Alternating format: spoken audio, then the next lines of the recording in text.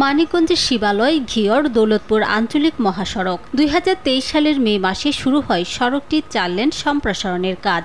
শেষ হওয়ার কথা রয়েছে চলতি ডিসেম্বরে। এরই মধ্যে শেষ হয়েছে প্রায় ৮০%।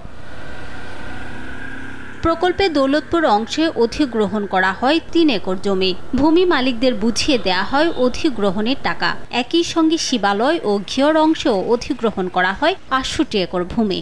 সেখানকার জমি মালিকদের অভিযোগ, জমির সঠিক নথি থাকার পরও পরিশোধ করা হচ্ছে না অধিগ্রহণের টাকা। সেই টাকা তুলতে বিভিন্ন দপ্তরে গিয়ে দিনের পর দিন হতে হচ্ছে ভোগান্তির শিকার। ডিসি অফিসে গেলে কয় টাকা আসে নাই আমাদের, সড়ক ও জনপদে গেলে তারা বলে যে আমরা ডিসি অফিসে টাকা দিয়ে দিছি। আইনেই আছে কম করে হলেও একজন ব্যক্তি সে টাকা পাবে, তারপরে কাজ শুরু করতে পারবে সড়ক ও জনপদ বিভাগ, কিন্তু তারা সেটা মানছে না। বাড়ির যদি একর করে নেয় তাহলে আমাদের দাবি আমাদের টাকা দিব, টাকা দিয়ে আমাদের কাজ করব। অতি শীঘ্রই টাকা পাবেন এই কথা কইয়াই ঘর দরজা ভেঙে ফেলাই দিছি। যতটুকু আমরা চেষ্টা করি যে বুঝিয়ে যতটুকু পারি আমরা বিশেষ করে যে কৃষি জমিগুলো যদি আমরা পারি, ওনারা যদি ইচ্ছুক হয় দেওয়ার জন্য, তখন আমরা কাজ করতে পারি। তবে জমির নথি ঠিক থাকলে ২ মাসের মধ্যে টাকা পরিশোধ করা হবে বলে জানিয়েছে জেলা প্রশাসন।